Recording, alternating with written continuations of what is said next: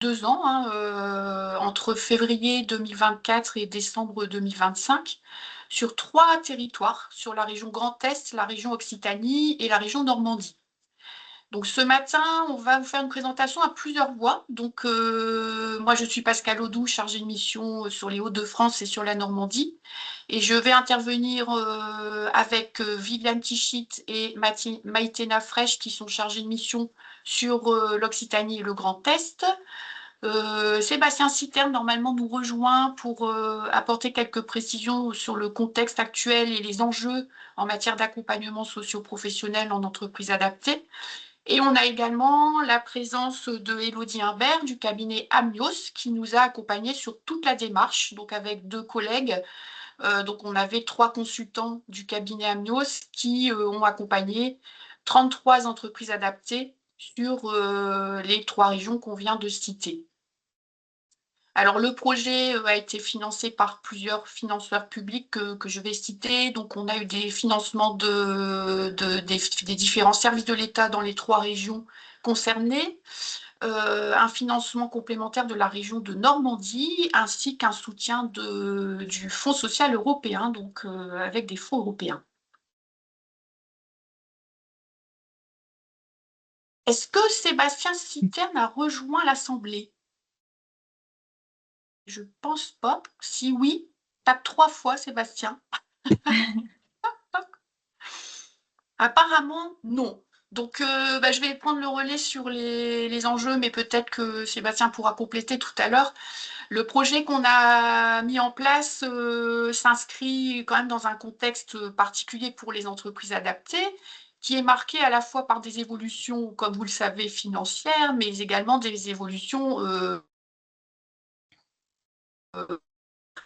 donc, on a eu différents textes qui sont venus renforcer les attentes de l'État en matière d'accompagnement social et professionnel des salariés en entreprise adaptée. À l'origine du projet, il y avait eu un rapport de la Cour des comptes qui avait vraiment insisté sur la nécessité de pouvoir davantage rendre compte de ce qui est réalisé dans les entreprises adaptées en matière d'accompagnement social et d'accompagnement professionnel au profit des salariés en situation de handicap, alors notamment les salariés qui sont éligibles aux aides au poste et qui sont couverts par les aides au poste de l'État. On a en cours de projet, on a attendu très longtemps, mais en cours de projet, on a eu l'apparition de la fameuse instruction qui fait suite à la loi plein emploi, qui est venue apporter quelques éléments complémentaires sur les attentes de l'État en matière d'accompagnement et sur les dimensions de l'accompagnement. Donc, on a eu des précisions sur vraiment le contenu attendu, à la fois en matière d'accompagnement spécifique et au dispositif de transition professionnelle. Et on se rend compte actuellement dans le cadre de l'ensemble de nos actions de lobbying vers les services de l'État qu'il y a un réel enjeu de pouvoir capitaliser, de pouvoir valoriser toutes les actions que vous menez, tant quantitativement, c'est-à-dire quel est le temps passé pour accompagner vos salariés, que qualitativement, c'est-à-dire quelles sont l'ensemble des actions que vous réalisez sur le volet social, sur le volet professionnel, avec la possibilité, en tout cas une attente des services de l'État, de pouvoir rendre compte des parcours individualisés qui sont mis en place et donc de l'ensemble des actions qui sont réalisées auprès de vos salariés.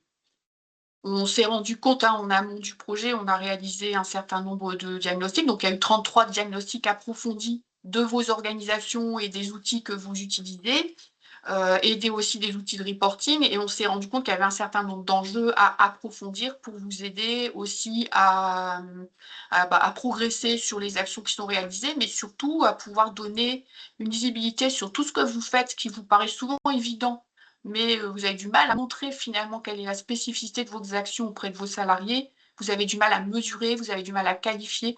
Donc, le projet qu'on a mis en place sur 3 régions visait à la fois à progresser sur ces dimensions, à favoriser les échanges de pratiques entre entreprises adaptées pour voir comment les uns et les autres finalement travaillent sur ces volets-là en interne ou avec des moyens externes, et comment rendre compte notamment auprès des services de l'État. Donc, on avait une commission en juin dans laquelle on vous a présenté la genèse du projet et le résultat des diagnostics consolidés, donc des 33 diagnostics qu'on avait réalisés. On vous avait présenté les grands enjeux qu'on avait repérés. Aujourd'hui, on va être plus sur, à partir de ces grands enjeux qu'on avait identifiés, quelles sont les thématiques qu'on a pu creuser dans la démarche qu'on a mise en place, sachant qu'on n'a pas pu aborder tous les sujets, parce qu'il y avait vraiment, on a vraiment ratissé très large dans les diagnostics. Donc, dans les ateliers, on n'a pas pu aborder tous les sujets. On a essayé de prioriser avec les entreprises adaptées et avec le cabinet Amnios pour pouvoir vraiment se focaliser sur les problématiques les plus importantes, prioritaires qui ont été mises en avant par les entreprises adaptées. Et donc, l'objectif aujourd'hui, c'est de vous présenter le résultat de ces travaux de façon synthétique et surtout les suites, comment on va pouvoir vous partager dans le réseau des adhérents l'ensemble des résultats de ces travaux. Du coup, je vais laisser la parole à Viviane. Merci Pascal. Merci Pascal. Bonjour à tous. Je vais vous parler un petit peu avant de rentrer dans les spécificités des ateliers qui ont été produits, des ateliers justement et des sujets qui ont été abordés. Et Pascal parlait des enjeux que nous avions identifiés lors des diagnostics. Je vais vous les rappeler, hein, comme ça vous allez voir dans les slides suivantes que les sujets des ateliers ont eu pour thème les grands enjeux qui ont été identifiés. Tu peux avancer, Pascal, s'il te plaît. Voilà, donc déjà, peut-être pour vous rappeler, il y avait 3 modèles d'ateliers. Les ateliers experts. Donc, nous avons souhaité faire intervenir des experts pour justement donner des informations sur les différents sujets que vous avez là. Nous avons ensuite fait des ateliers d'échange de pratiques et des ateliers de co-développement. Je parlais des enjeux. Les enjeux, nous en avions identifié 6 et pour rappel, ces 6 enjeux, c'était mieux connaître et diffuser le cadre légal d'intervention. Donc, c'est pour ça aussi qu'il nous semblait opportun de faire intervenir la DGEFP dans le premier atelier expert, parce que c'est justement l'État qui devait nous préciser les attentes et le cadre légal. Un autre enjeu, c'était mieux structurer l'accompagnement. On a fait intervenir les 4 piliers, justement, qui a pu nous parler des contours de l'accompagnement, où démarre l'accompagnement et jusqu'où il va. Il y avait un gros enjeu, hein, Pascal en a déjà parlé tout à l'heure, mais sur mesurer et valoriser ce qui est fait. Donc, il y a plusieurs ateliers qui ont eu comme sujet le suivi, le reporting, les cartographies. Un autre des enjeux, c'était professionnaliser les salariés en charge de l'accompagnement, dont les encadrants. Donc, on a beaucoup parlé également de handicap, rapport au travail avec l'EPNAC, handicap psychique et troubles cognitifs avec le Clubhouse, par exemple. Les enjeux suivants, c'était favoriser l'implication des encadrants de proximité qui contribuent beaucoup à la mise en œuvre des parcours et renforcer progressivement les dynamiques de parcours quand c'est possible, hein, quand et si c'est possible, donc pour parler des sorties de l'entreprise adaptée. Et donc, dans les ateliers, on peut voir que donc il y a des ateliers experts sur le rôle de l'encadrant technique avec l'Académie Andy Lyon-Rhône. On a aussi fait des ateliers sur la remobilisation des salariés, parce que parfois, vous pouvez avoir des difficultés à mobiliser ou remobiliser les salariés. Et enfin, dans les ateliers de co-développement, vous voyez hein, on a parlé de différents sujets. Hein. Ça va des addictions, du reporting, de comment on aborde les entreprises classiques. Voilà, différents sujets que vous retrouvez là et que vous trouverez évidemment dans le guide que nous sommes en train de terminer. Voilà pour faire simple sur les grands sujets. Je vais laisser la main maintenant à Maïtena qui va nous parler des outils qui ont été produits dans le cadre de ce projet. Merci Viviane. Pascal, je crois que tu peux passer tout de suite à la slide suivante. Merci. Donc effectivement, dans le cadre de ce projet, on a eu différents types d'ateliers qui nous ont permis de produire des outils. Donc en travaillant avec les 33 EA qui étaient engagés dans la démarche, et j'en profite pour les remercier d'ailleurs, parce que c'est Mm, aussi leurs mm. apports et leurs échanges qui nous ont permis d'avancer sur ces sujets et de capitaliser. Et j'en profite pour faire un petit clin d'œil aux EA du Grand Est que j'ai vu qui étaient connectés. Donc sur ces différents types d'outils, on a eu des productions issues des ateliers d'échange de pratiques et de co-développement, donc vraiment des ateliers d'échange entre entreprises adaptées. On va avoir tout ce qui est compte-rendu de réunion, tout ce qui va être outils qui ont été travaillés en séance et les outils que les heures ont bien voulu partager et qu'elles utilisaient déjà en lien avec donc, les différentes thématiques abordées que Viviane a présentées. Donc ça, c'est pour les ateliers échange de pratiques co-développement. Et on a eu également, comme Viviane l'expliquait, des ateliers experts, donc des ateliers un petit peu plus descendants, où on a fait intervenir des experts sur différentes thématiques. Et donc là, les productions, ça va être des capsules vidéo qui résument les enseignements des intervenants. Une foire aux questions, on va y revenir, une foire aux questions pour répertorier et retrouver l'ensemble des questions qui ont pu être posées, qui méritaient d'être éclaircies, notamment au sujet du cadre légal d'intervention et pour préciser davantage les attendus de l'État. Donc c'est une foire aux questions qu'on a fait remonter et qui est en cours de validation auprès de la DGFP. Et on a également en production post-atelier expert tout ce qui va être replay d'atelier et support d'animation projetée, puisque souvent les ateliers experts, comme ils concernaient les trois régions d'expérimentation, ils étaient en visio, ce qui a permis de les enregistrer. Et donc l'ensemble en fait de ces travaux, de ces échanges, tout ce contenu, ça a servi à alimenter un guide pratique qui est vraiment conçu comme un outil opérationnel au service de la démarche d'accompagnement socio-professionnel dans les entreprises adaptées. Ce guide pratique, il est vraiment pour capitaliser ces travaux et pour partager donc, des repères communs sur le cadre juridique des entreprises adaptées, tout ce qui va être contours et limites d'intervention de l'entreprise adaptée dans l'accompagnement socio-professionnel, où on démarre et où on s'arrête. Tout ce qui va être retour d'expérience et conseils des entreprises adaptées qui ont participé à la démarche sur les différents sujets abordés, et également tous les outils qui ont été développés par et avec les entreprises adaptées.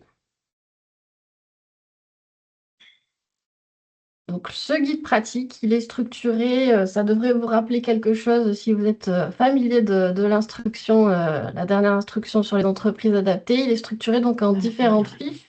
Dans une logique de parcours, donc articulée autour des enjeux clés d'une entreprise adaptée en termes d'accompagnement socio-professionnel. On a donc 8 fiches en fait, puisqu'on a une fiche 0.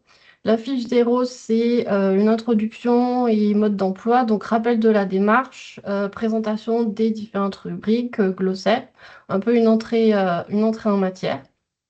On a ensuite la première fiche, diagnostic des pratiques qui revient sur les pratiques observées dans les entreprises adaptées, les grands enjeux identifiés et également une présentation de l'outil de diagnostic des pratiques d'accompagnement socio-professionnel qui sera mis à votre disposition. La fiche numéro 2, elle revient sur le cadre juridique pour le décrypter. Donc, c'est qu'est-ce que disent les textes, qu'est-ce qu'il faut en retenir, les points qui font débat. Donc, c'est là qu'on retrouvera également la poire aux questions qui va être validé par la DGFP. Et on reviendra également sur les contours et les limites de l'accompagnement socio-professionnel dans cette fiche. Sur la fiche numéro 3, sur le reporting, la fiche, elle revient donc sur les enjeux, les indicateurs de suivi, les outils utilisés par les entreprises adaptées dans le cadre du reporting des actions d'accompagnement socio-professionnel. Et vous y retrouverez également un comparatif des logiciels qui sont utilisés par les entreprises adaptées pour rendre compte des actions d'accompagnement socio-pro. On y reviendra dans cette vidéo également sur ce sujet. Et ensuite, vous aurez des fiches sur les différentes étapes de l'accompagnement socio-pro, donc du recrutement à l'intégration, en passant par l'accompagnement professionnel et la montée en compétences des salariés, l'accompagnement social et tout ce qui va être mobilité interne, voire externe, et également les sorties.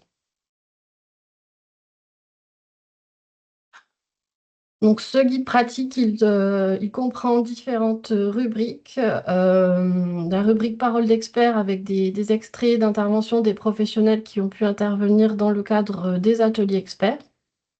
Une rubrique texte juridique qui rappelle en fait les textes légaux qui cadrent l'intervention des entreprises adaptées.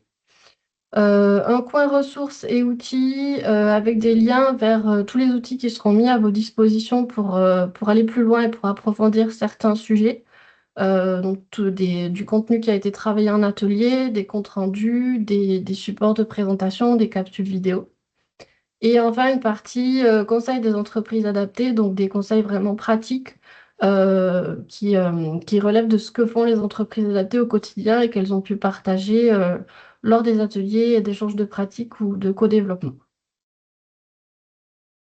Donc l'enjeu pour nous, c'est vraiment d'essayer de synthétiser toute la matière qu'on a, ce qui est un gros, gros travail parce qu'il y a eu au total, c'est 15 ateliers par région, si je ne me trompe pas.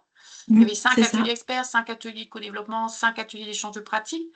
Donc on a énormément de matière et tout l'enjeu, c'est de vous restituer de façon quand même assez synthétique l'essentiel de ce qui peut vous intéresser. Donc le travail n'est pas encore tout à fait finalisé puisque c'est vrai que ça demande un gros travail de mutualisation des infos sur les 3 régions et de synthétisation, de rassemblement de tous les documents produits.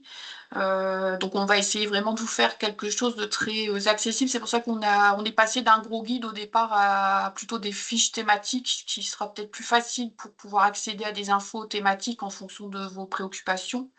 Et donc, je vois dans le chat qu'il y avait déjà des questionnements sur est-ce qu'on pourra avoir accès aux outils. Ben, l'objectif, c'est que oui, on puisse vous mettre un accès alors sur des exemples d'outils qui ont été co-construits en atelier, avec un objectif que vous puissiez vous les approprier à votre manière, en fonction de votre organisation, des moyens existants dans les entreprises adaptées.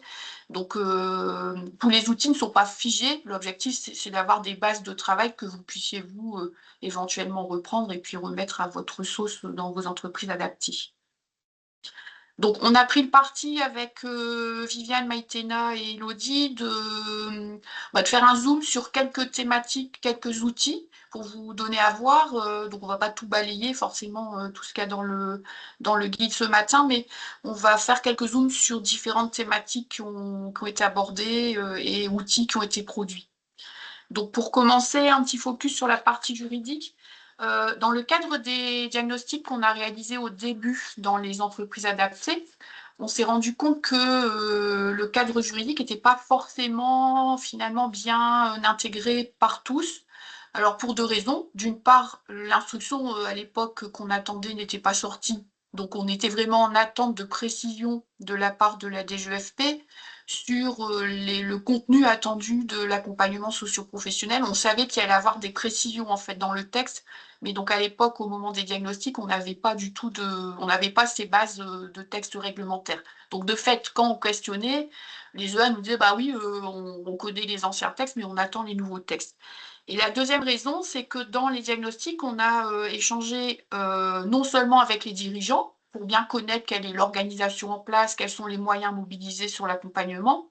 Mais on a aussi, quand c'était possible, échangé avec l'ensemble des collaborateurs qui sont en charge de l'accompagnement à leur niveau. Donc ça pouvait être des CIP, ça pouvait être des encadrants de proximité, ça pouvait être des assistantes de direction.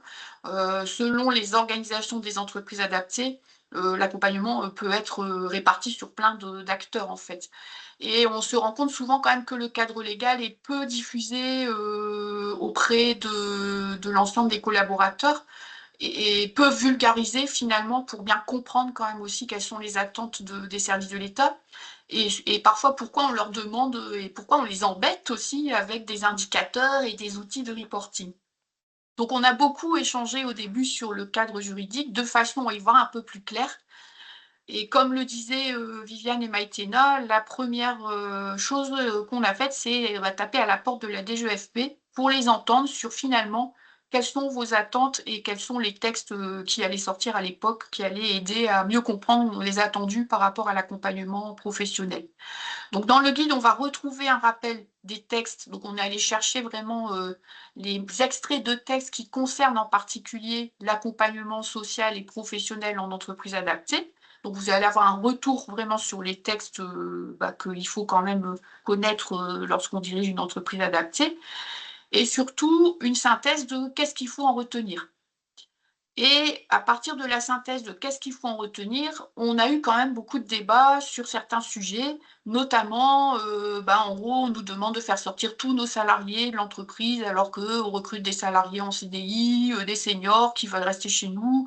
Est-ce que l'État attend de nous qu'on travaille sur des parcours de transition vers d'autres entreprises pour l'ensemble de nos salariés? Est-ce qu'on est évalué sur les taux de sortie? Enfin, donc on a eu quand même des débats de fond aussi sur le rôle de l'entreprise adaptée.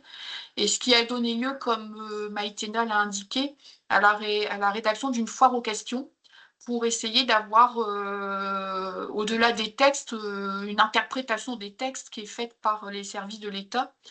On s'est rendu compte aussi que parfois dans les régions, les DRETS et les DETS n'avaient pas forcément les mêmes positions que la DGEFP sur certains sujets, notamment sur vos objectifs de sortie.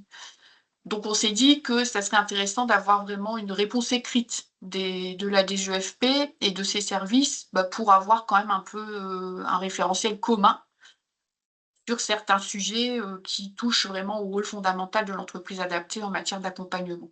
Donc, dans le guide, vous allez retrouver la résultante de ces réflexions. Et comme le disait Maïtena, la foire aux questions est en train d'être encore travaillée pour être validée par les services de la DGEFP. Donc, c'est un peu la base, j'ai envie de dire, l'introduction du guide et pour vraiment rentrer sur les bases réglementaires. Donc, on a voulu aussi vous faire un focus sur les outils de reporting, puisque, comme l'expliquait Pascal en introduction, les attentes des services de l'État se renforcent au sujet de l'accompagnement socio-pro. Et pour pouvoir bien expliquer, tracer, valoriser tout ce qu'on fait, c'est important d'avoir des outils euh, pour pouvoir, au moment de vos dialogues de gestion, euh, pouvoir revenir sur tout ce que vous avez fait et vraiment pouvoir valoriser toutes vos actions. Pas nécessairement des logiciels, mais voilà, en tout cas des outils qui permettent de tracer toutes les actions. On avait lancé, donc il y a à peu près un an, un appel à manifestation d'intérêt en lien avec la commission accompagnement et suivi socio-professionnel de l'UNEA, qui a reçu un peu plus d'une centaine de réponses. Et on avait demandé, ou on vous avait demandé en tout cas, quels outils vous utilisiez pour tracer l'accompagnement socio-professionnel. Donc, on s'est rendu compte qu'il y avait deux outils qui ressortaient. 41% des entreprises adaptées interrogées déclarent utiliser le logiciel eFormAdapt. Donc, eFormAdapt, c'est un outil qui a été développé par la SCOP CoSavoir à la demande de l'UNEA depuis une quinzaine d'années et on sait qu'il y a environ 200 entreprises adaptées aujourd'hui qui l'utilisent. Et dans cet appel à manifestation d'intérêt, on avait aussi 45% des entreprises adaptées qui nous ont dit qu'elles utilisaient tout simplement un tableur Excel pour tracer leurs actions d'accompagnement socio-pro. On a voulu, de notre côté, approfondir un petit peu les autres solutions logicielles qui avaient été que les EA avaient déclaré utiliser. Et donc, on souhaitait en fait en dresser un comparatif. Donc, je vais vous montrer ensuite le tableau qu'on a utilisé pour vous permettre derrière à vous de faire des choix éclairés en fonction de vos besoins ou de vos possibilités. Et donc, on a comparé donc, pour cinq logiciels, on a comparé des différentes fonctionnalités. euh, Et on a pris le parti d'utiliser donc un tableau avec différents items. Les solutions qu'on a étudiées, donc on a étudié eFormAdapt puisque c'est un logiciel qui est utilisé, je vous disais, par environ 200 entreprises adaptées. On a également étudié pardon, la solution SIAM, qui est un logiciel de suivi et d'accompagnement qui est porté par une entreprise d'insertion qui s'appelle Réseau Social et qui est déjà utilisé par de nombreuses structures d'insertion par l'activité économique et aussi par quelques entreprises adaptées. On a comparé également une solution qui s'appelle Chill, qui est un logiciel libre qui est créé par la coopérative Champ Libre et qui est utilisé par des travailleurs sociaux essentiellement. On a étudié également la solution MySkillies, qui est un logiciel porté par la société Quadrar, qui est vraiment tourné vers le handicap et qui est utilisé donc par pas mal d'ESAT et également des entreprises adaptées. Et enfin, on a étudié la solution PEPS, donc une solution logicielle qui a été développée par des entreprises adaptées pour répondre spécifiquement à leurs besoins et qui a été expérimentée dans environ une quinzaine d'entreprises adaptées à ce jour. Donc vous voyez là donc les différents items qu'on a utilisés pour essayer de comparer toutes ces solutions. Je vais peut-être vous partager mon écran pour vous montrer en fait ce que ça donne sur notre tableau Excel. Je ne vous cache pas que c'était pas évident de comparer des logiciels. Donc on a fait le choix voilà, d'avoir une comparaison par fonctionnalité, par accessibilité, ergonomie, sécurité, confidentialité, suivi des indicateurs, reporting, possibilité d'intégration dans d'autres interfaces, support et maintenance, le coût évidemment qui est un critère de choix, les moyens humains pour mettre en œuvre l'outil et réputation à vie d'utilisateur. Donc là, vous voyez qu'on a un tableau comparatif qui revient sur chaque solution qu'on a étudiée et qui explique pour chaque ligne si c'est possible ou pas dans le cadre de la solution étudiée. Ça vous donne un peu une vue d'ensemble. Et ensuite, vous pouvez cliquer sur les différents onglets et aller voir un peu plus en détail la partie commentaires qui explique un peu plus et qui revient un peu plus sur les possibilités et qui vous donnera davantage de détails donc pour chaque solution. Donc on a comparé 5 solutions. Évidemment, il en existe d'autres, mais ces 5-là, c'était 5 solutions qui étaient remontées donc, dans le cadre de,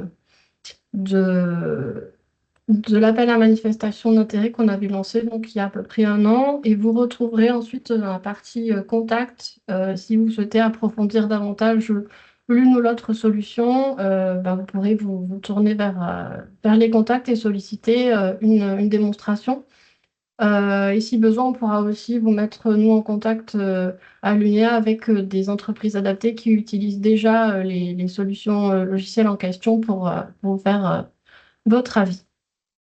Donc, encore une fois, l'idée, c'est pas de pousser vers l'utilisation d'un logiciel ou d'un autre, c'est vraiment de vous donner des paramètres objectifs pour pouvoir prendre, vous, la décision en fonction de vos besoins et de votre contexte, en sachant qu'il n'y a pas non plus d'obligation à utiliser un logiciel et que si l'outil Excel, où on a des UI qui nous ont dit qu'elles utilisaient Word ou Forms, si ça vous convient comme ça et que ça fonctionne, aucune obligation d'avoir une solution logicielle. Vous verrez d'ailleurs dans le guide, on mettra un lien vers une petite vidéo qui a été réalisée en Normandie. Une EA utilise tout simplement Outlook, alors c'est vraiment déjà un outil de base, et qui a réussi à structurer Outlook pour avoir une traçabilité de tous les rendez-vous avec des codes couleurs pour en fait savoir quel rendez-vous était consacré à de l'accompagnement social ou professionnel. Et en fin d'année, on arrive à faire une extraction avec tous les rendez-vous qui ont été réalisés. Donc pour le coup, c'était dans des petites EA, il y a aussi des outils tout à fait simples qu'on peut mettre en place. Et Maïtena, il y a une remarque de Philippe Fillette dans le chat qui dit je trouve étonnant que le critère de conformité à la nouvelle directive n'apparaisse pas. Vous avez quand même regardé si ça permet de remplir facilement les objectifs du CEPOM, il me semble, dans les indicateurs que vous avez dans le tableau. Oui, alors on a aussi sur la ligne 39. Oui, c'est ça. Voilà, c'est ça. Et on a aussi posé la question de savoir si les logiciels permettaient une intégration dans d'autres interfaces et si, une fois qu'on avait complété le logiciel, on pouvait aussi basculer des informations sur EA2 pour éviter une double saisie.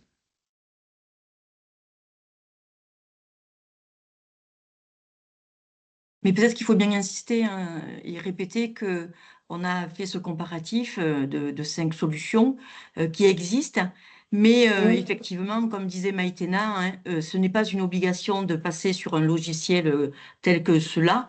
Si vous avez une solution avec Outlook, avec Excel et que ça fonctionne, restez sur cette solution. Ou un autre logiciel d'ailleurs. Voilà, on n'a pas été exhaustif, enfin, on a essayé de comparer les logiciels dont vous nous aviez parlé lors de l'enquête. Mais voilà, il peut exister d'autres choses, bien évidemment. L'enjeu est Ouais. vraiment important. En Normandie, on a eu un échange avec l'adresse pas plus tard que la semaine dernière. Déjà, ils ont annoncé qu'ils allaient lancer des contrôles sur la partie accompagnement socio-professionnel et que donc les entreprises adaptées qui sont dans l'incapacité de pouvoir de pouvoir montrer ce qu'elles ont réalisé, risquent quand même d'être sanctionnées, notamment s'il y a des priorités à donner sur l'affectation des enveloppes budgétaires qui sont plutôt à la baisse. Et donc, dans la discussion, l'adresse nous disait, mais nous, un tableau Excel, ça nous suffit. Alors, on n'est pas obligé d'avoir des outils hyper élaborés, surtout dans les petites entreprises qui n'ont pas forcément les moyens d'investir. Mais en tout cas, l'enjeu est vraiment là de pouvoir quand même avoir une traçabilité de ce qui est réalisé. Et parfois, les dettes, ou l'adresse, vont jusqu'à avoir demandé des éléments sur les parcours individualisés. Alors, sans donner les noms des gens, certains ou certaines demandent à voir sur vraiment les actions qui ont pu être réalisées individuellement auprès des collaborateurs. Donc c'est vrai que le guide peut aider en tout cas à voir ce qui existe et puis à réfléchir sur ce qui est possible de mettre en place si on part de zéro, en fait, j'ai envie de dire. Je vois qu'il y a une question aussi dans le chat sur la conformité aux normes accessibilité RGAA, notamment pour les collaborateurs qui utilisent JAWS. Alors là, il faudra poser la question directement aux éditeurs de logiciels dont vous retrouverez les contacts dans le tableau. Parce que vous avez vu le tableau, on a déjà posé des questions sur énormément de sujets et on n'a pas pu balayer toutes les spécificités techniques.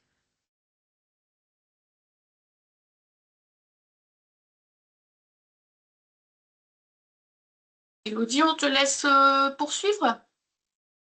Oui, merci. Je poursuis sur un autre focus sur le diagnostic individuel. Nous avons travaillé sur ce moment clé au sein de certaines régions et certains ateliers. Alors, dans ces ateliers, il y avait des entreprises adaptées qui avaient déjà des outils existants, plus ou moins détaillés. Donc l'objectif, c'était bien, pendant ces ateliers de co-développement, de pouvoir mettre en commun et enrichir ces outils. Mettre en commun les outils, mettre en commun les expériences, essayer d'améliorer le questionnement, toujours. Donc voilà, on a enclenché du coup des ateliers sur ce sujet-là, puisque dans les enjeux qui sont remontés, le diagnostic initial, il permet de définir l'accompagnement socio-professionnel qui soit le plus adapté, personnalisé possible. Et l'objectif, c'est dès ce moment-là de pouvoir réunir plusieurs éléments de connaissance. Donc à la fois identifier les besoins spécifiques de la personne, comprendre les retentissements possibles du handicap dans les différentes situations de travail, repérer les compétences, les expériences antérieures, et puis échanger sur les aspirations, les envies des salariés en termes d'apprentissage, de projection. Donc voilà, on est sur un moment où on doit à la fois comprendre le plus finement possible une situation et dans sa globalité. L'enjeu, c'est bien d'assurer une intégration sécurisée et de prendre en compte tous les éléments qui peuvent impacter à un moment donné la capacité à occuper durablement un emploi. Alors, je vais vous projeter du coup l'outil sur lequel on a pu travailler, qui est vraiment un exemple de guide d'entretien pour ce diagnostic initial.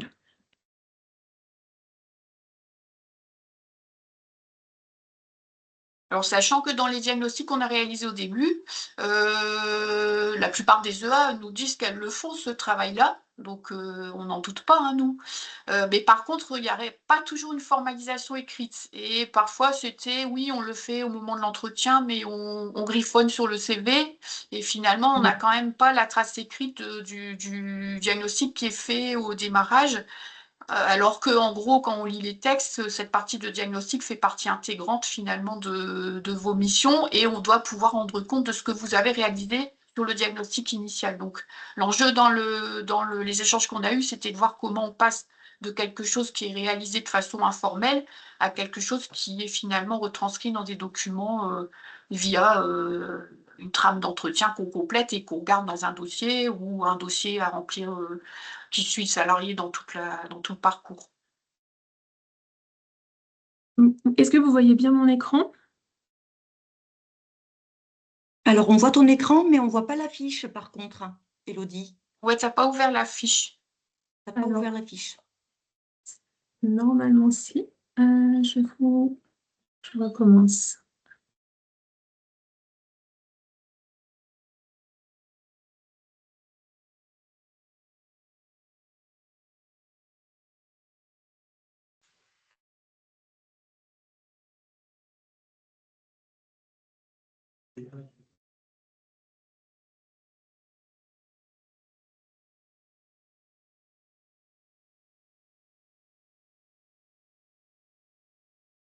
Là, on voit, ouais. Ça y est, ouais, c'est bon, Élodie. Ok. Voilà, donc vous avez ici un exemple d'outil produit par rapport à ce moment clé du diagnostic initial. Alors, euh, l'objectif, c'est de recenser les quelques sujets clés, mais questions incontournables à poser aux salariés en amont du coup de toute démarche d'accompagnement social ou professionnel. De pouvoir se projeter donc, sur les démarches prioritaires à engager, déterminer le type d'accompagnement dont les personnes ont besoin. Alors vous voyez, de manière très opérationnelle, puisque c'était l'objectif, ici le résultat donc, du travail d'un atelier de co-développement avec donc, les questions prioritaires à poser et avec plusieurs du coup, sujets couverts pour pouvoir repérer des situations soit sur le plan, vous voyez, social et personnel, des questions relatives au logement, à la situation familiale de la personne, à sa capacité à se déplacer, à être mobile, des questions relatives sur le plan administratif, sécurité financière. Un deuxième bloc de questions autour de la situation professionnelle de la personne pour faire le point sur son parcours, sur ses expériences, ses compétences, les formations. Est-ce que la personne est ouverte à l'idée de faire une PMSMP, notamment au moment d'une prise de poste, d'un recrutement. Et puis un troisième bloc de questionnement relatif à la situation de la personne sur le plan de sa santé.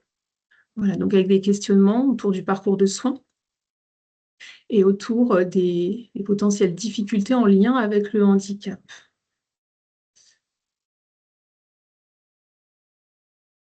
On voulait vous donner à voir un peu concrètement le type de production à l'issue des ateliers. Alors ici, hein, c'est comme vous l'avez indiqué, l'idée c'est de pouvoir alimenter vos pratiques. Ce n'est pas un outil qui est exhaustif. Donc voilà, l'idée c'est de pouvoir donner à voir un petit peu ce qui est incontournable, mais peut-être que toutes les questions en fonction des situations ne méritent pas forcément d'être posées, et certainement qu'il est à enrichir et à compléter. Donc voilà, c'est un outil de travail que nous vous partageons et dont vous pourrez vous saisir.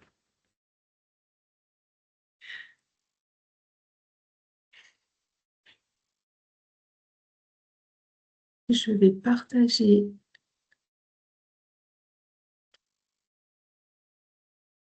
Ah, merci Pascal. Voilà, le deuxième focus que nous souhaitions vous présenter.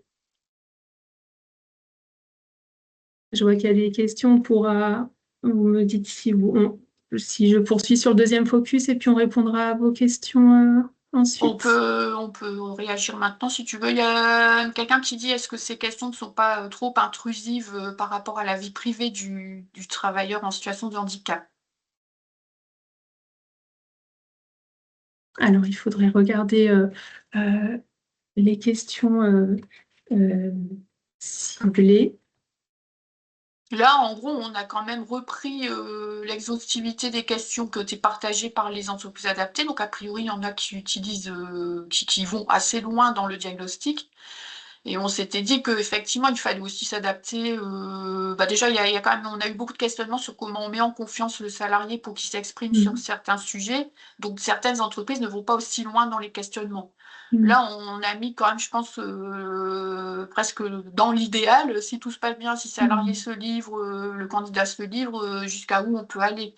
Je pense que c'est aussi à chaque fois de jauger en fonction de la personne qui est en face, de la connaissance et de la confiance qu'il y a aussi entre le candidat et l'employeur. Tous les salariés ne se livrent pas comme ça dès le début, hein. Ça a été un sujet de questionnement sur comment on fait pour, notamment pour avoir un éclairage le plus objectif possible sur les impacts du handicap sur la capacité à occuper un poste. Oui. Donc les questions médicales, on est d'accord que normalement, on ne rentre pas trop dans le domaine de la santé. C'est plutôt sur la partie impact du handicap sur le travail, sur les restrictions médicales. Oui, tout à fait. Je peux si vous voulez le reprojeter, mais par rapport au questionnement en lien avec le handicap, c'est ça, on est bien on n'aborde pas le handicap directement, et la nature du handicap, on est bien sur le retentissement perçu, les limitations. Donc c'est vrai qu'on a eu vraiment des temps d'échange assez importants sur ce sujet-là. Mais on pourra je ne sais pas si vous souhaitez que je le reprojette si c'est sur ce point-là.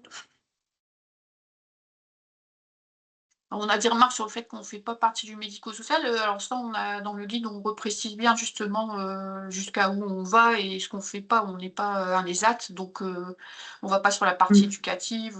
Et effectivement, la santé, on limite plutôt à tout ce qui relève des restrictions liées au travail et pas à la santé en tant que telle. Donc ça apparaît peut-être pas trop dans les questionnements, mais en tout cas, c'est indiqué dans le guide. Oui, c'est ça. Avec les adaptations, tout à fait.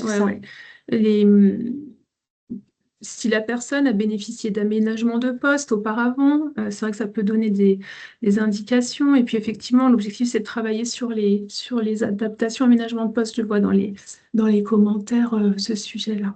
Et vous retrouverez, j'en profite parce que dans un autre atelier, on a travaillé aussi sur un exemple de guide d'entretien au moment du recrutement, où effectivement, on a essayé de formuler aussi des questions parce que voilà, les EA nous faisaient remonter effectivement le fait que ce n'était pas comment aborder ce sujet-là, comment favoriser l'échange, la compréhension. Donc, on a aussi, dans le cadre d'une autre trame d'entretien sur le recrutement et l'intégration, travaillé des questions pour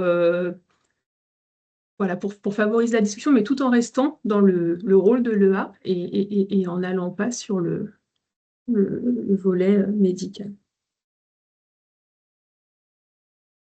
Donc, on peut peut-être continuer sur la partie mobilisation des acteurs ressources. Oui, et voilà, ça fera le lien aussi par rapport à notre échange, puisque à l'instant,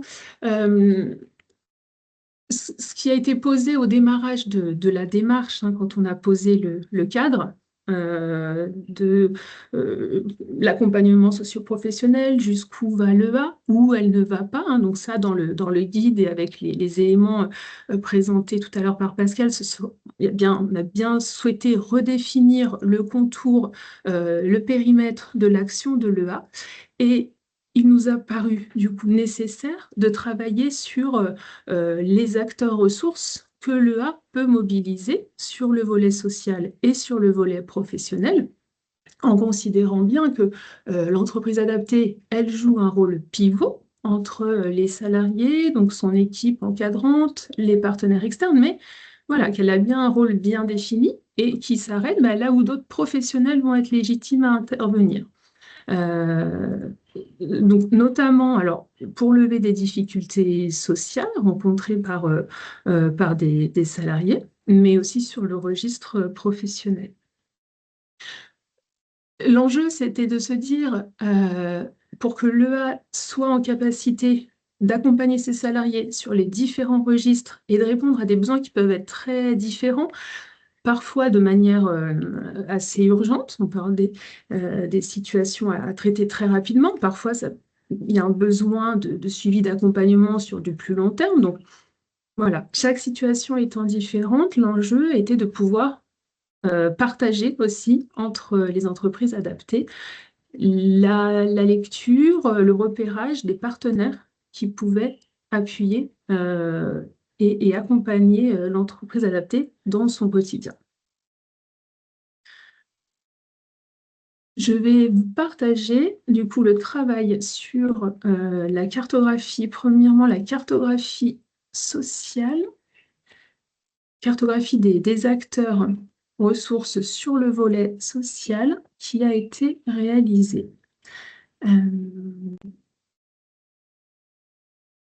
Alors, espérons.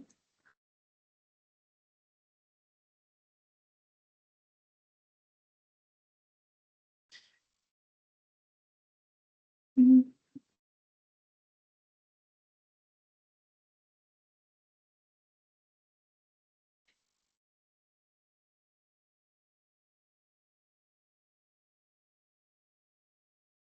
petite et que vous le voyez.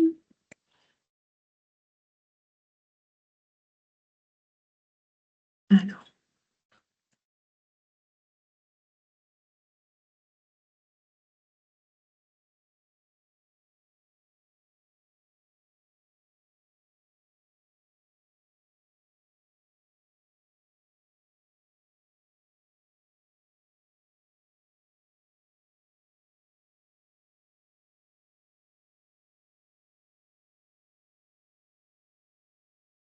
est-ce que vous voyez la cartographie? Oui, ça y est, D'accord. c'est bon. Voilà, alors dans le prolongement de nos échanges sur ces enjeux que je viens d'évoquer, donc les constats étaient partagés que les difficultés sociales, elles pouvaient être liées à la fois à une capacité à se déplacer, à se loger, à une situation familiale complexe, encore des problématiques administratives, financières. Alors voilà un petit peu le parti pris qui a été euh, pris pour aller cette cartographie des acteurs de l'accompagnement sur le volet social, c'est d'avoir une structuration par registre, vous voyez, mobilité, famille, vie sociale, administratif et finances, logement, santé, avec pour chacune de ces thématiques, du coup, deux niveaux potentiellement de mobilisation de ces partenaires. Si on est dans le cas d'une intervention ponctuelle et plutôt en urgence, et si on souhaite faire appel à ces partenaires pour réaliser un travail de fond. Voilà, donc à chaque fois, alors ça c'est une cartographie qui a été réalisée sur une région, donc elle a été réalisée sur différentes régions, donc on a des acteurs, vous voyez là, il y a des acteurs qui sont peut-être certains spécifiques sur une région, mais l'idée était de pouvoir aussi partager là les expériences de chacun en termes de mobilisation d'acteurs. Et parfois, sur certains territoires, effectivement, il n'y a pas les mêmes acteurs présents sur tous les départements. On a pu le voir à l'échelle de certaines régions, mais en tout cas, ça peut aussi donner des idées, parfois en fonction du réseau associatif ou de structures présentes. C'est vrai qu'il y a il y a des différences, mais en tout cas, voilà, on a pu s'interpeller pendant nos échanges de pratiques et se donner aussi des idées, des repères sur des acteurs à mobiliser.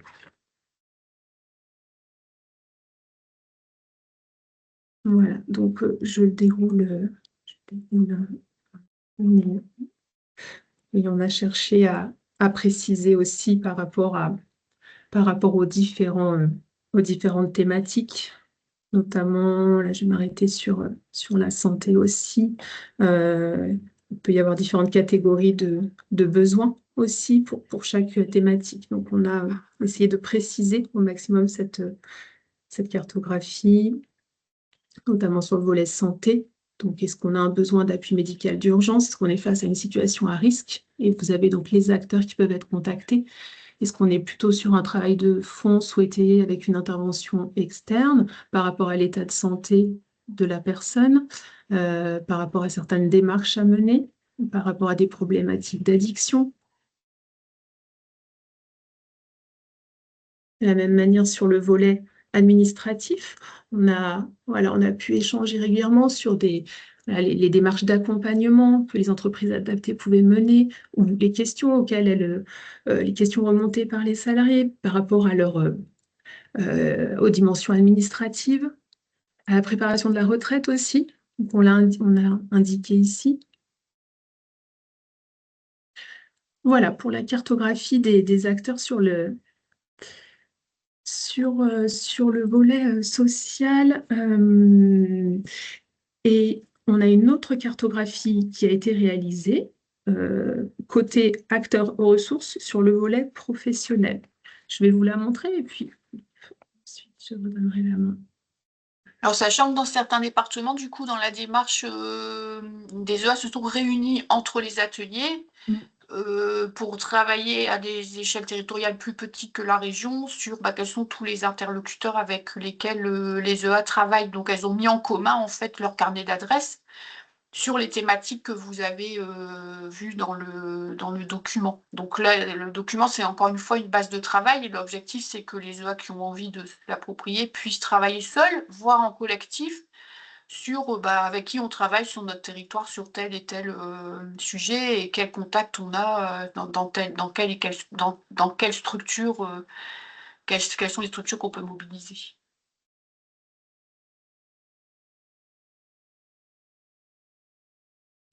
Alors, sur le volet professionnel, là, l'enjeu sur lequel on a travaillé donc, avec les entreprises adaptées, c'est le fait de pouvoir je veux dire, orchestrer les différentes étapes du plan d'accompagnement qui a été défini avec le salarié, un plan d'accompagnement qui peut recouvrir différents objectifs en termes de développement des compétences, d'acquisition d'un geste professionnel, d'exploration d'un métier, de consolidation sur un poste. Donc, différents objectifs potentiellement au sein du plan d'accompagnement qui peuvent nécessiter la mobilisation de ressources externes et de différents moyens à mobiliser. Des besoins de formation, alors qui peuvent être faits à l'externe, mais aussi en interne, potentiellement des mises en situation, des PMSMP, des ajustements organisationnels. Voilà, donc face à ce constat-là et ces enjeux-là, de pouvoir se dire, bon, par rapport aux objectifs de la personne, aux moyens à mobiliser, eh bien, l'entreprise adaptée, elle doit pouvoir repérer les différents acteurs clés et puis articuler, les organismes de formation, les opérateurs de l'emploi, les différents dispositifs existants. Donc, là, l'approche que l'on a eue pour réaliser cette cartographie et pour faciliter la démarche de mise en réseau et d'orchestrer un peu les actions, ça a été de la structurer autour de questions clés par rapport au projet de la personne. Est-ce que le salarié a un projet professionnel qui est différent du métier, du poste exercé? Oui ou non. Et en fonction, on suit un cheminement qui permet d'identifier alors, les acteurs potentiellement à mobiliser, mais aussi un cheminement en termes de questions que les EA peuvent être amenés à se poser. Si je prends un exemple sur est-ce que le salarié a un projet professionnel qui est différent du métier, du poste actuel, il souhaite évoluer, Si on est dans un cas de figure où le salarié ne souhaite pas ou ne souhaite pas évoluer sur un poste différent, la question qui peut se poser entre l'entreprise adaptée et le salarié, c'est en interne, est-ce que le salarié souhaite aussi évoluer sur son poste actuel? Oui ou non, en fonction des situations. Et à chaque fois, vous voyez les questionnements qui peuvent se poser. C'est-à-dire, bah, si le salarié souhaite rester en poste sur son poste actuel, est-ce qu'il y a un besoin là aussi faire évoluer le poste, de faire évoluer les aménagements en lien à l'évolution de la situation, du handicap, de la santé du salarié? Et donc là, voilà, je grossis un petit peu. L'idée est de pouvoir se dire, si oui, il y a un besoin de faire évoluer le poste, de l'aménager, alors voilà les acteurs, les dispositifs qui peuvent être mobilisés. Dans un autre cas de figure, si le salarié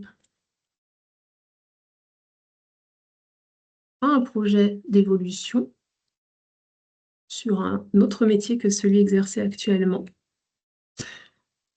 plutôt à l'externe, parce qu'il ne peut pas évoluer en interne sur le poste métier visé, alors vous voyez ici, par exemple, les questions qui peuvent se poser.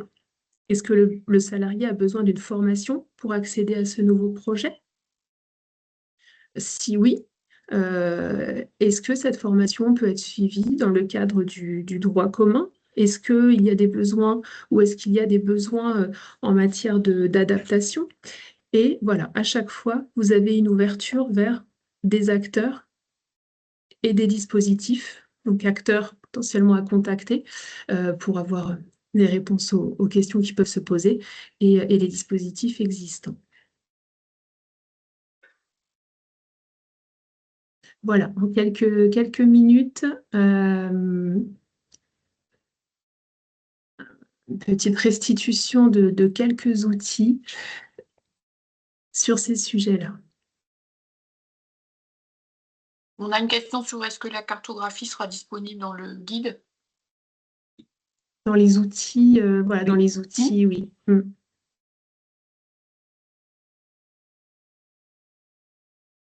Donc on peut passer peut-être sur un dernier focus. Oui, si on a le temps. Alors, le troisième focus concerne, alors il y a une région qui a plus particulièrement travaillé sur ce sujet qui est comment accompagner et sécuriser l'organisation de travail, les relations au sein du collectif lorsque l'entreprise adaptée est confrontée à des personnes qui sont en situation d'addiction. Ça a été relevé comme un enjeu au démarrage de la démarche. Et voilà, on a vraiment là, sur une région, des ateliers qui ont été consacrés à ce sujet-là. Avec, dans ce qui a pu être mené. Alors, je vais partager, j'espère que ça va marcher. Oui, pardon, parce que j'avais des points.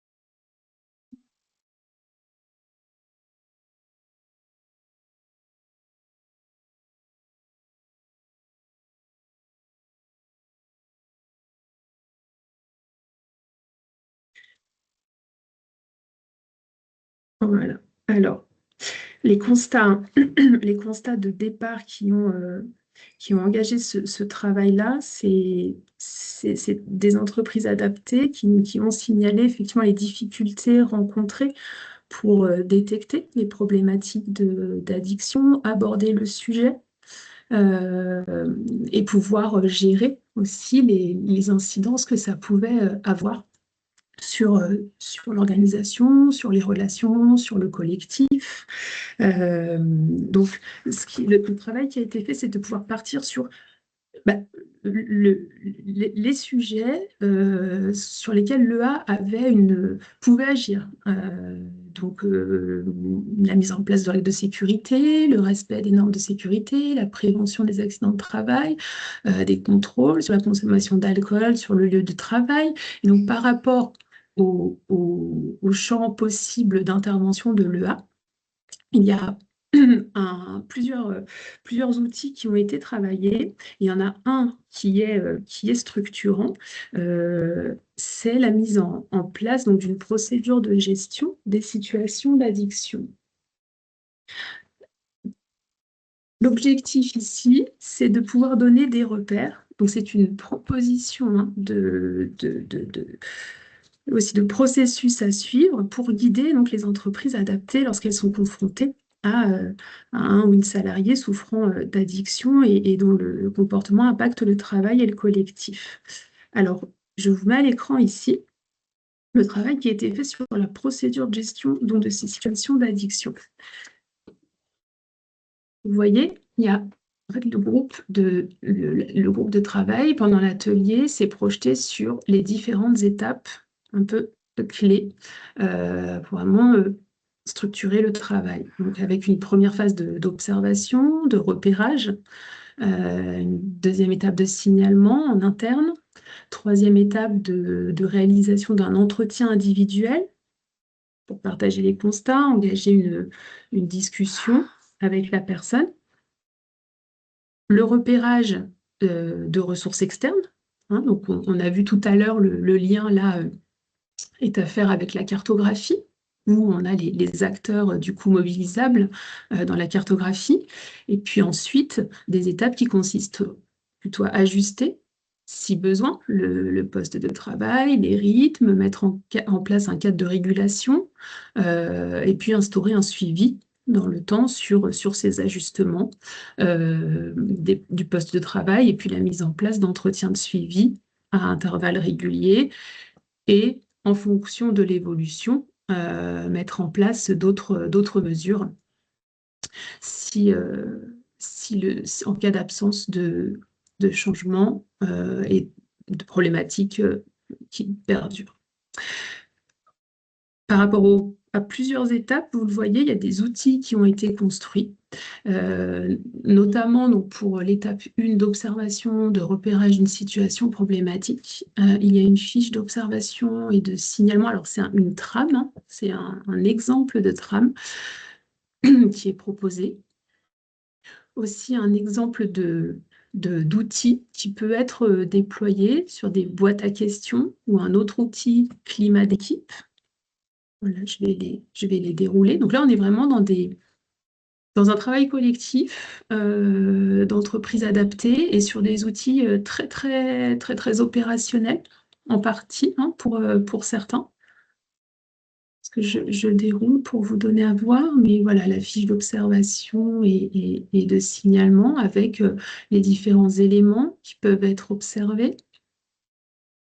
Alors après, il y a bien des précautions d'utilisation, hein, de la même manière que nos échanges tout à l'heure hein, sur les règles liées à la confidentialité des données. Vous verrez, là, j'ai pas le temps de vous présenter les différentes notes de lecture et les points de vigilance, mais on a bien mis à différents endroits ce que sont ces outils et ce qu'ils ne sont pas. Hein. Donc là, on les passe en revue rapidement, mais je vous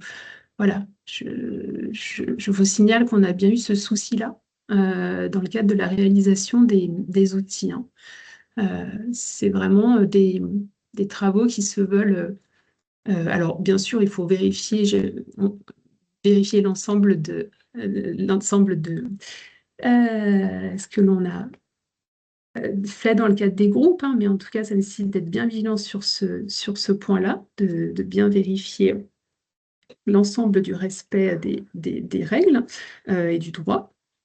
Mais ensuite, c'est vraiment des outils que l'on vous propose et qui sont libres d'être adaptés Ils sont assez détaillés, on les a voulu, globalement, on a voulu aller le plus loin possible. Euh, oui, mais voilà, chaque EA est libre aussi de poser le curseur là où elle le souhaite. Et puis là, on avait une EA qui avait modifié son règlement intérieur, donc voilà, il y a eu aussi une EA qui a mis en commun un travail fait sur son règlement intérieur par rapport à ces problématiques-là. Il y a quelques EA qui nous ont voilà, partagé des outils. Hein, tout à l'heure, Pascal évoquait le travail fait par une EA sur son agenda Outlook. Ici, on a une EA qui a partagé le travail réalisé sur son règlement intérieur. Certaines ont partagé des outils sur les livrets d'accueil. Donc voilà, il y a aussi des outils qui ont été partagés euh, voilà, et dont certains seront aussi. On vous donnera à voir dans ces fiches-là ces éléments-là. Merci Elodie pour ce zoom sur quelques thématiques parmi les nombreuses qu'on a pu évoquer dans les ateliers. Donc on va peut-être avancer pour tenir le timing avec un focus quand même sur finalement le point de départ. Oui, tout à fait. Le point de départ, c'est pour rappel, 33 entreprises adaptées qui ont participé au projet. Et ces 33 entreprises adaptées ont eu droit à un diagnostic de leur pratique et de leur organisation au niveau de l'accompagnement socio-professionnel. Tu partages, Pascal, ou tu veux que Oui, je pensais que c'était partagé. Moi, je vois bien mon support, mais je veux bien le partager. C'est gentil, Pascal. Merci. Donc oui, effectivement, on a travaillé sur un outil de diagnostic de l'organisation qui a servi donc à diagnostiquer les 33 entreprises adaptées qui ont participé au projet et qu'on va mettre à votre disposition. Et donc cet outil, il ressemble pour beaucoup à ceux qui ont peut-être suivi déjà la formation CEPOM. On a travaillé sur un outil de diagnostic et donc il ressemble beaucoup. Je vais vous le montrer après avoir détaillé un petit peu cette slide. Donc c'est un outil qui permet de balayer votre organisation générale en matière d'accompagnement, de détailler les pratiques, vos pratiques concernant les différents axes d'intervention. Et les différents axes d'intervention, c'est ceux qui sont définis dans le cadre du CEPOM. C'est l'axe recrutement, accueil, intégration. C'est l'axe accompagnement social, accompagnement professionnel. C'est l'axe formation. Et enfin, c'est la question des sorties, la mobilité interne et ou externe. Ça permet d'évaluer ce qui est mis en place au regard des attendus définis par l'État et surtout, peut-être, de définir des pistes de progrès de façon à poser les bases d'un plan d'action sur quoi je vais pouvoir travailler cette année, l'année prochaine, etc., etc. Alors, je vais vous le partager pour que vous ayez une première vision de l'outil. Alors, est-ce que quelqu'un peut me dire si c'est bien partagé? C'est bon, on voit. C'est bon? Ouais. Donc, c'est un outil, vous avez plusieurs onglets, donc onglet mode d'emploi. Donc là où on vous explique, c'est un outil qui permet de réaliser un diagnostic rapide de son niveau de maturité vis-à-vis de l'accompagnement socio-professionnel. C'est un outil que nous vous encourageons à faire, à utiliser en équipe, avec tous les membres de l'entreprise qui agissent sur l'accompagnement social et professionnel. Ça permet de faire un diagnostic donc, de l'organisation sur l'accompagnement social et professionnel, sur ce focus-là. Et ça permet aussi de faire ressortir et d'identifier les points forts et les axes d'amélioration. Donc, sur l'onglet 1, on vous demande des informations sur l'entreprise adaptée, etc., les activités, les effectifs, la pyramide des âges, les types de contrats, etc., etc., les personnes qui interviennent sur l'accompagnement social et professionnel. Et ensuite, sur l'onglet 2, on est vraiment sur le diagnostic avec les différents items dont j'ai parlé, l'organisation générale, avec différentes possibilités de réponse qui vont vous donner plus ou moins une bonne ou une moins bonne note. Ensuite, vous avez donc les différents axes, hein, l'axe recrutement, accueil, intégration.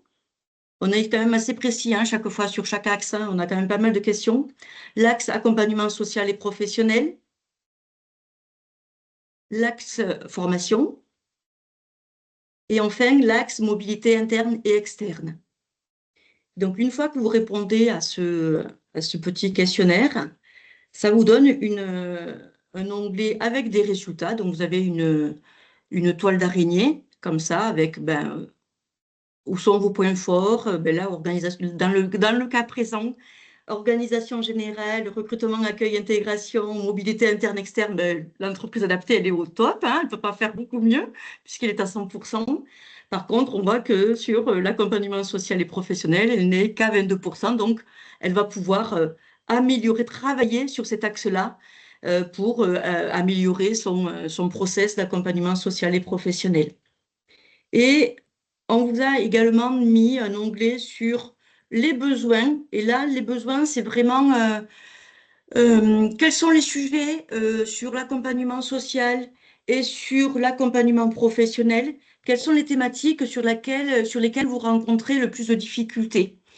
On a trouvé intéressant de les faire ressortir parce que ça permet aussi de faire un focus sur, là, on voit que sur la problématique mobilité, je suis en difficulté, on n'a pas trouvé de partenaire pour travailler sur cette mobilité, sur cette thématique.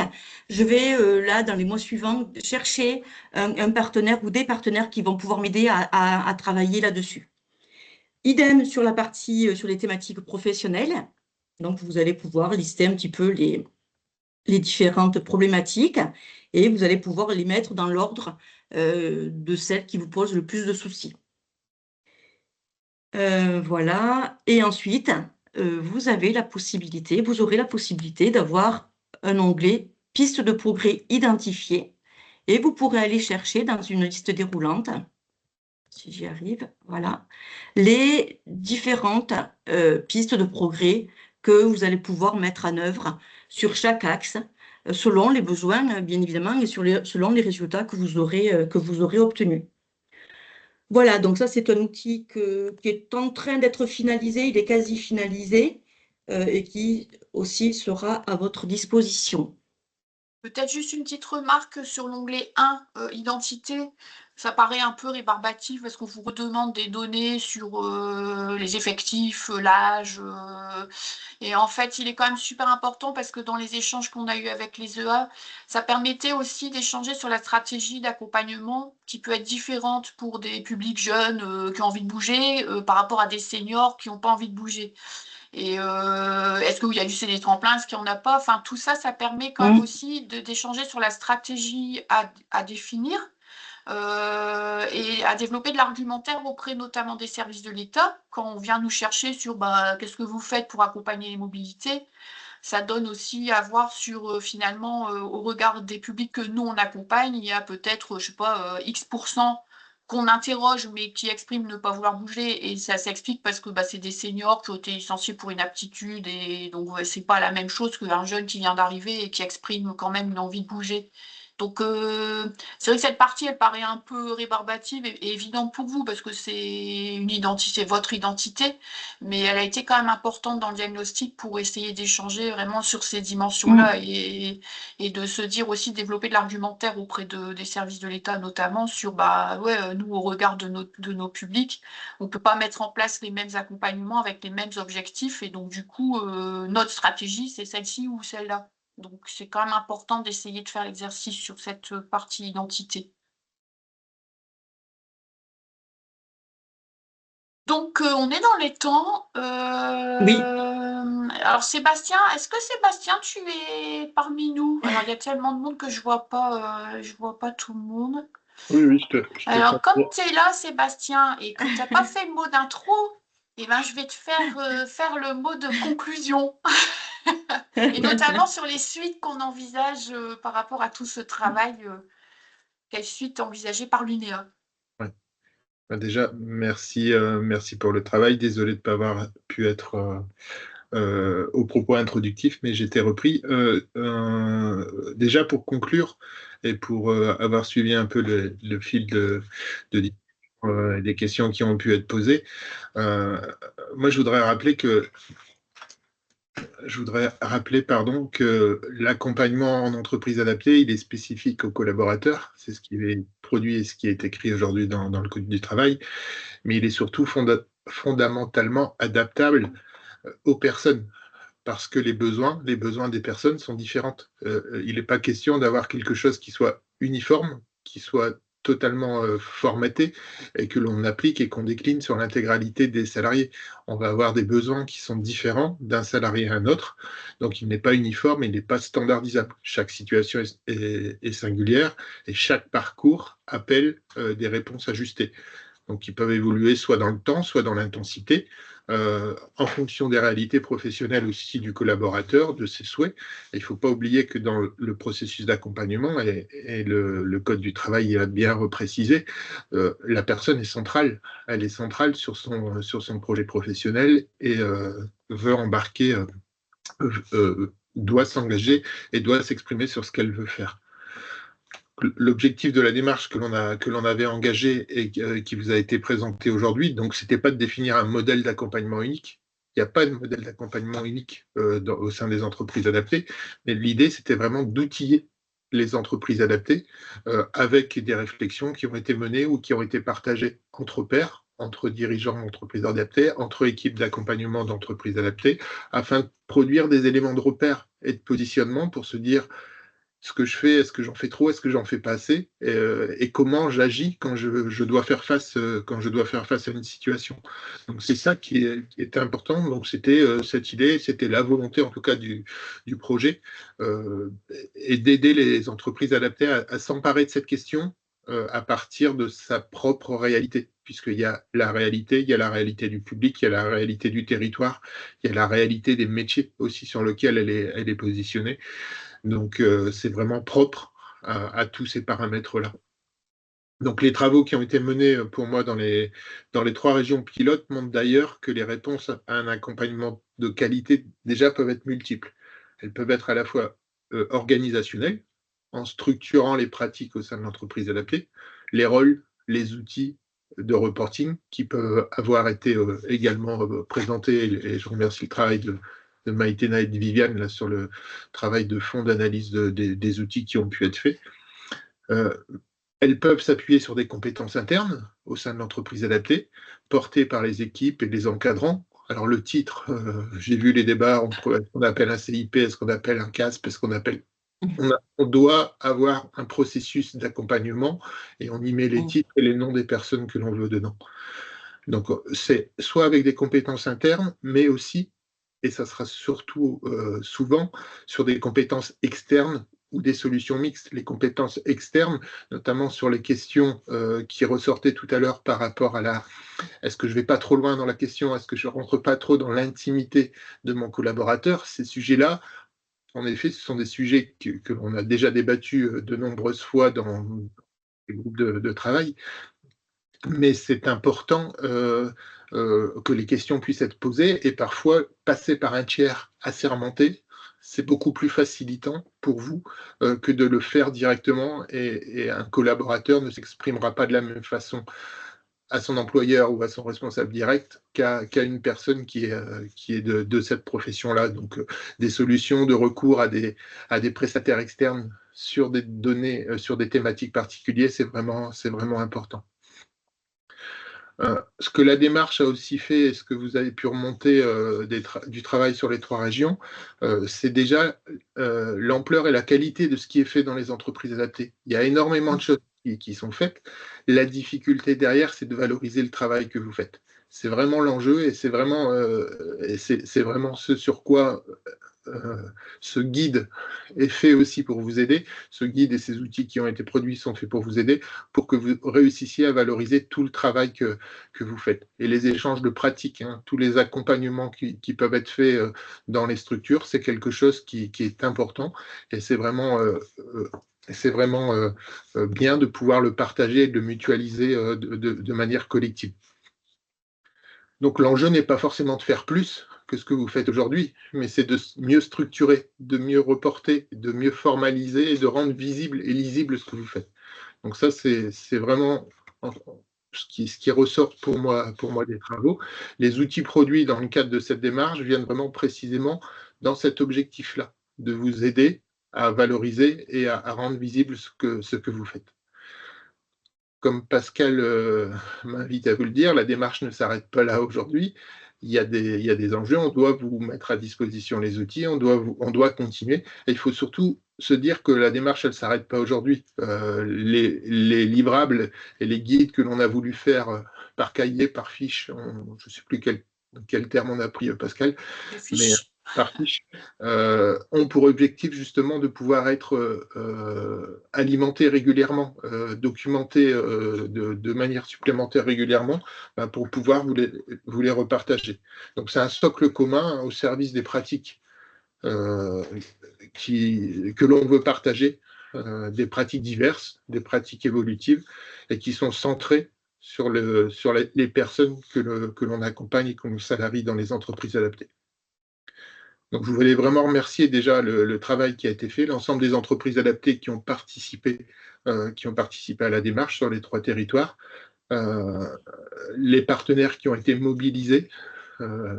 Élodie est présente aujourd'hui, mais ses collègues qui ont été aussi engagés dans la démarche, les partenaires qui vous ont animé les ateliers experts, donc, les ateliers, les différentes séquences. Donc vraiment remercier là-dessus. Et vous, l'équipe d'accompagnement de l'UNEA qui avait travaillé sur ce sujet-là, pour permettre et mettre à disposition des outils. C'est de l'outillage que l'on vous donne, c'est vraiment le message que je voulais vous faire passer, et vous faire passer surtout que ce qu'on attend, il a souvent été question de qu'est-ce que l'État attend de nous. Sur cette question-là, ce que l'État attend de nous, c'est d'avoir un processus d'accompagnement, c'est pas d'avoir une volumétrie d'heures dédiée identique à tous les collaborateurs, d'avoir un titre ou pas un titre, c'est vraiment qu'est-ce que l'on fait, qu'est-ce que vous mettez en valeur, et c'est vraiment ce qui est attendu aujourd'hui par les services de l'État. En tout cas, merci les filles, parce que ce ne sont que des filles qui ont travaillé, j'ai oublié Stéphane, qui ont travaillé sur le sujet. Et puis, merci à tous les participants, vous avez été très nombreux à participer à cette séquence, donc ça montre tout l'intérêt que ces sujets, que ces questions soulèvent dans l'organisation des entreprises adaptées. Merci Sébastien. On est Merci. pile poil on a relevé le challenge que j'ai annoncé au début, de présenter en 1h30 un travail d'1 an et demi passé. Donc pile poil dans les temps. Donc je vois que certains sont déjà en train de nous quitter. Donc je vais vous proposer d'en arrêter là. On reste à disposition pour des questions suite au Zoom, notamment donc les 3 chargés de mission qui vont travailler sur le sujet. Et bien sûr, on reviendra vers vous rapidement dès que tous les outils seront validés, parce qu'on a encore quelques étapes aussi avec les financeurs de comité de pilotage pour valider tout ça, et puis aussi des échanges avec la DGEFP, notamment sur la foire aux questions. Donc on vous tient au courant le plus rapidement possible dès la parution des outils finaux. Merci à vous et on vous souhaite une bonne journée. Merci à tous. Merci beaucoup. Merci à tous. Merci, au revoir. Au revoir. Merci. Au revoir.